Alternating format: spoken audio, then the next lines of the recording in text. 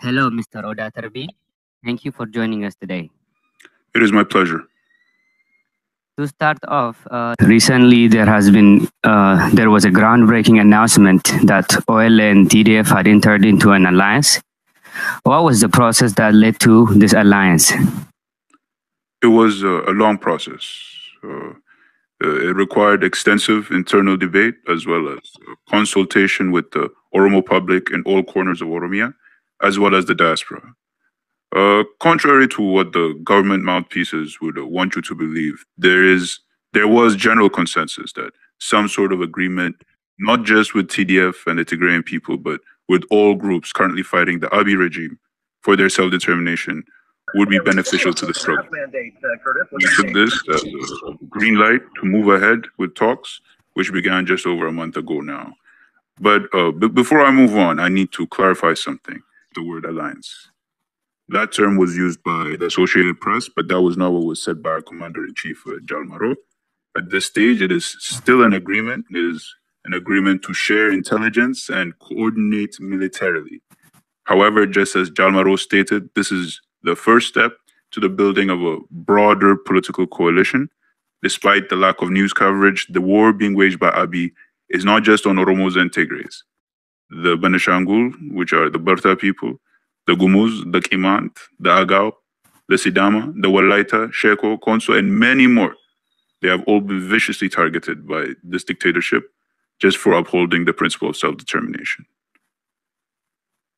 Okay, was the decision made for tactical reasons in regards to the war, or is part of a larger strategy based on common goals and principles? It was not merely a tactical move. It's the first step towards building a strategic coalition, not just with the TDF, but with several other pro-self-determination groups with which we are currently in talks. Okay. What brings us together is not merely the current military situation. It is mutual agreement on certain points that we have discussed, namely the importance of the principle of self-determination, the importance of enforcing human rights, the necessity of fully implementing the 1995 Constitution.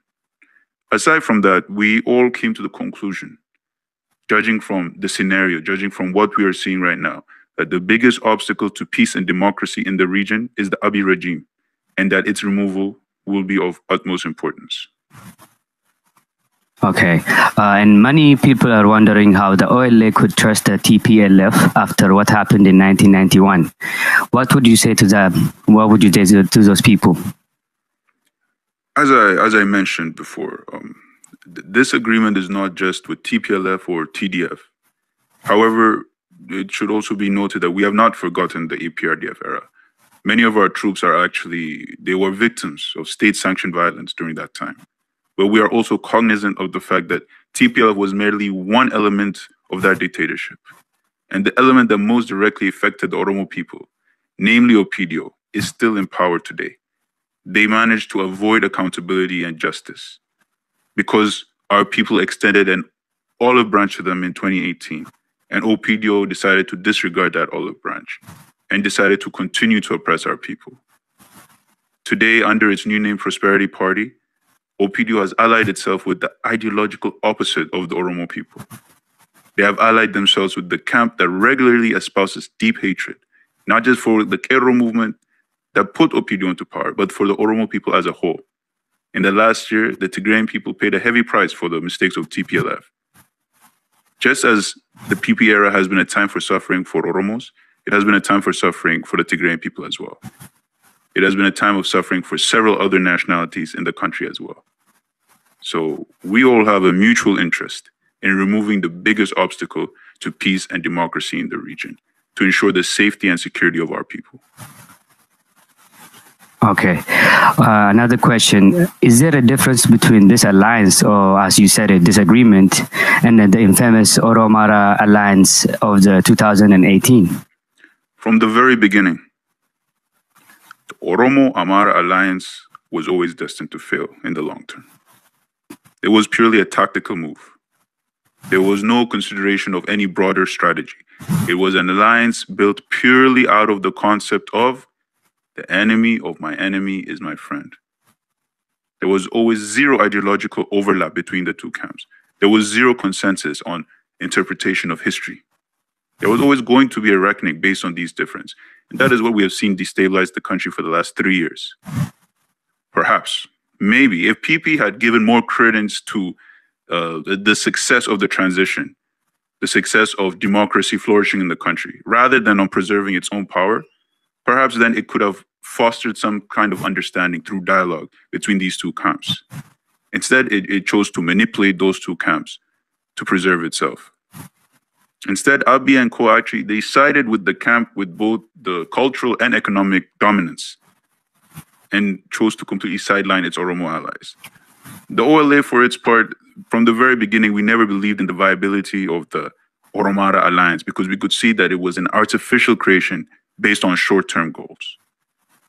In fact, there is more ideological overlap between Oromos and Somalis, Tigray, Sidamas, than there was ever any overlap in the Oromara alliance.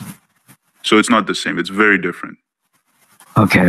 Moving on to the next question. There has been a lot of news about the OLA scoring military victories. What can you tell us about the military situation in Oromia? In the beginning of this month, the Oromo Liberation Army launched 4 concurrent operations in all corners of Oromia.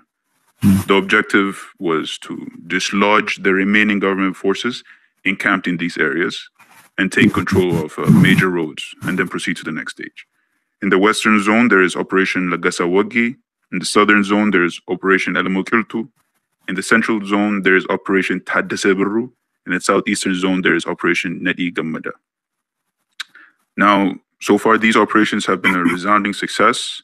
We have captured several important roads and towns, as well as neutralized several military camps that had been oppressing the people in that area. And due to our successes, the government recently found it necessary to reinstitute a network blackout in Western Oromia and increase enforcement of curfew, which has been very detrimental to the well-being of civilians. The thinking of the government is that this will somehow be able enough to stop our advance, but that has not happened. Our forces are continuing to liberate land and push back government control. And this trajectory is one that we're not going to fall back on. Okay, if Abiy's government is overthrown right now, what will be the next step for Oromo Liberation Army?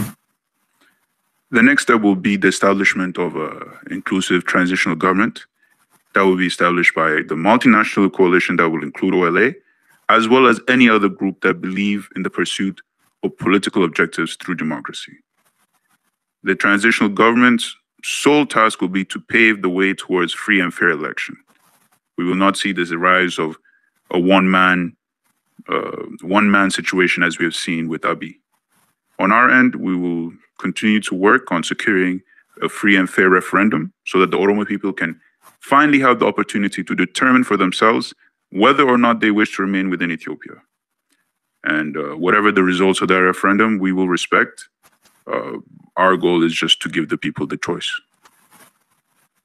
Okay, Mr. Odaa, we've concluded our interview for today. We appreciate you a lot. Thank you for joining us today. We look forward to having you on this